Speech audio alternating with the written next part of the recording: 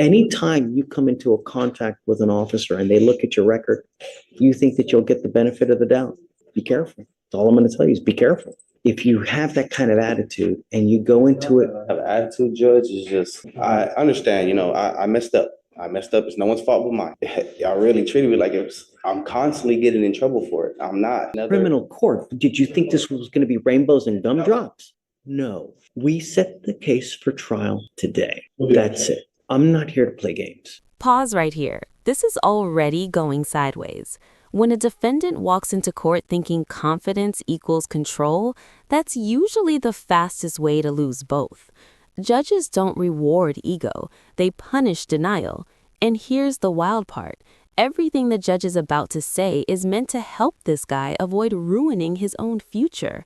But if he keeps pushing back, that patience clock runs out fast. Question for you. Have you ever seen someone talk themselves into worse consequences? Charged with driving while intoxicated. You're also charged with assault of a family member.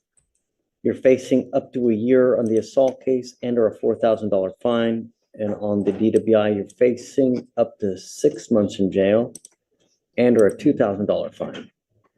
What have you guys worked out?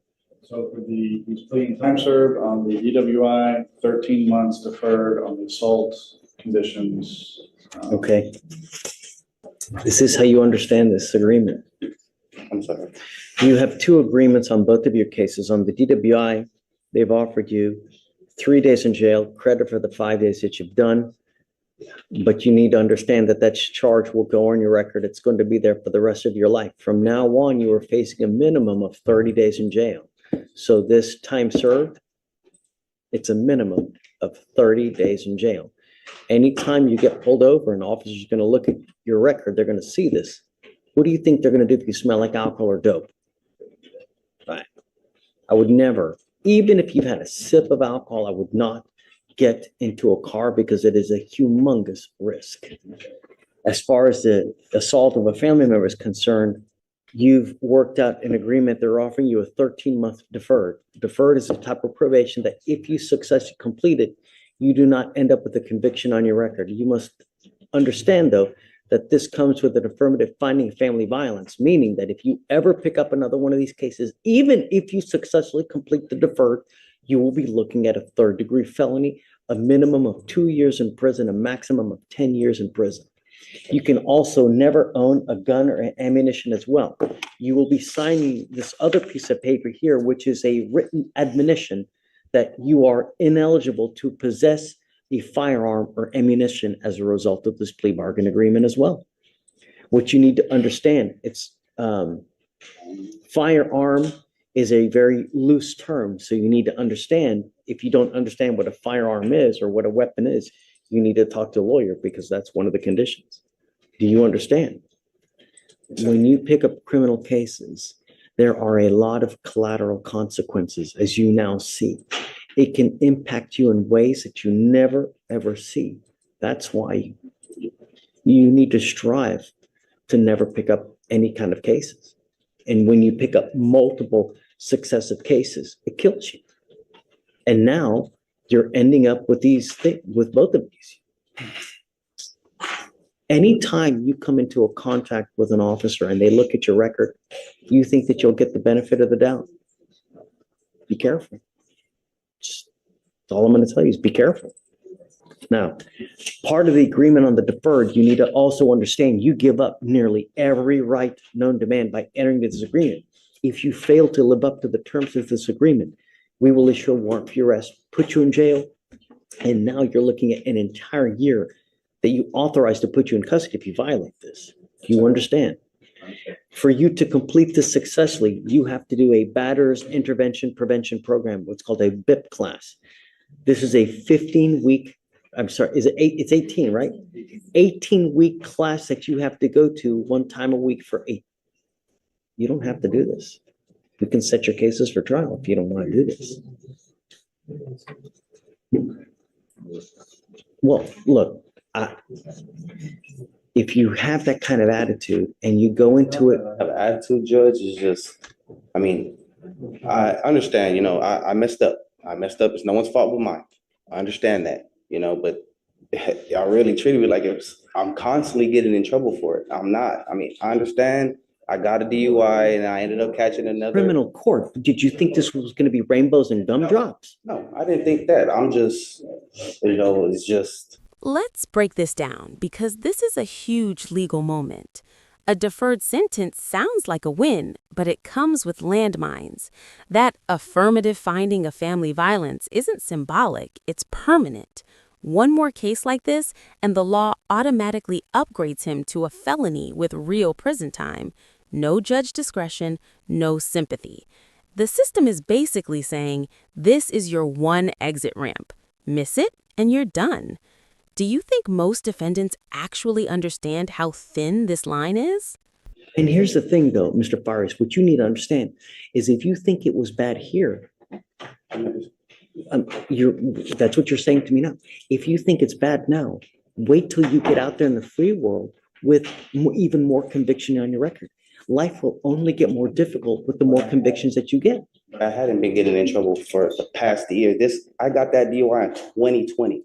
I have not been in trouble for it since then. So y'all treating me like if I'm constantly getting in trouble for it. And I'm not trying to be rude. I'm really not. How did we treat you that you're constantly in trouble? Tell me. This is a conversation. But Nathan, I want him, how did we treat you in what way? I mean, I'm not Tell saying me. y'all treating me in any way. It's just like the way you talk to me. I have like I'm just a hardened criminal. All I did was I was young. I made a mistake. I was 20. I made a mistake. I was drinking. It was just a mistake. Please do not admit to committing the offenses. We actually haven't been found guilty yet. You mean how I'm talking to you right now? Yes, sir. I'm telling you what to expect. And I understand that, And I'm but telling you how it's going to affect you. and I understand that. And I'm telling you that you can't own a gun. That's fine. No problem. You can't own any ammunition. That is fine. No problem whatsoever. If you pick up another assault like this, you're looking at 2 to 10 in the penitentiary. See, but I didn't assault nobody, but I You're pleading understand. guilty to assaulting. But I understand. I'm not going to take your agreement. If you're telling me you're not guilty, then we're not going to do it. That's how this works. You're pleading guilty and admitting that you committed a crime. Okay. If you stand up here and say you didn't commit a crime, No, then you're not pleading this guilty. isn't like, it's not a game. And I'm not going to let you Understand that. plead guilty if you're not guilty. If you're not guilty, then let's try it. I'm not taking your plea of guilty if you're not guilty. That's it. You know, At this point, I politely request that we reset this case, short distance, have the client's appearance be required. well, hold on a second. How old is the case? I mean, the case is from 20, it's 510 days old. No, we set the case for trial today. That's it. And I'm not here to play games.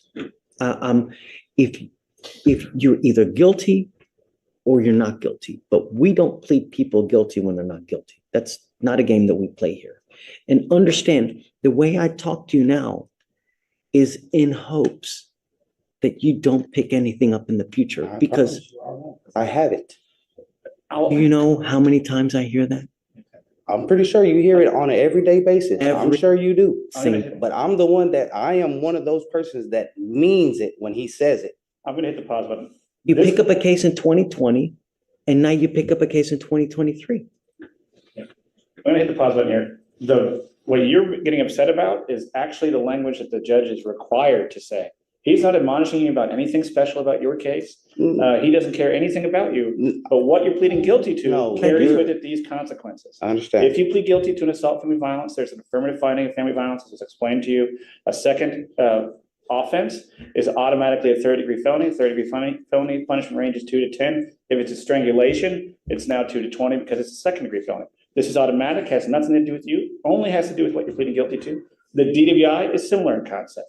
If you plead guilty to DWI today, get convicted, which is what you're planning on doing. The second one is automatically a Class A misdemeanor with a maximum punishment of a year in county or a $4,000 fine. That has nothing to do with the facts of your case and your level of guilt. It's just the fact that you are pleading guilty.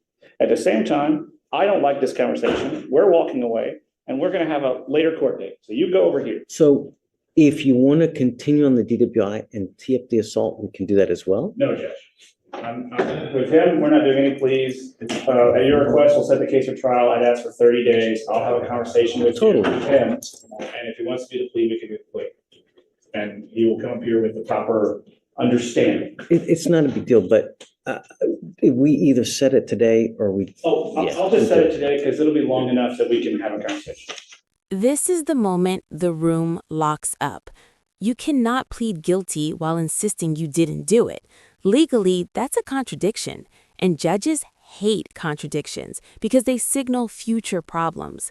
What you're watching here isn't anger, it's a judge protecting the record. If this plea goes sideways later, appeals courts will tear it apart. So when the judge shuts it down, that's not personal, that's procedural survival. Real question, if you were in his place, would pride stop you from taking the lifeline?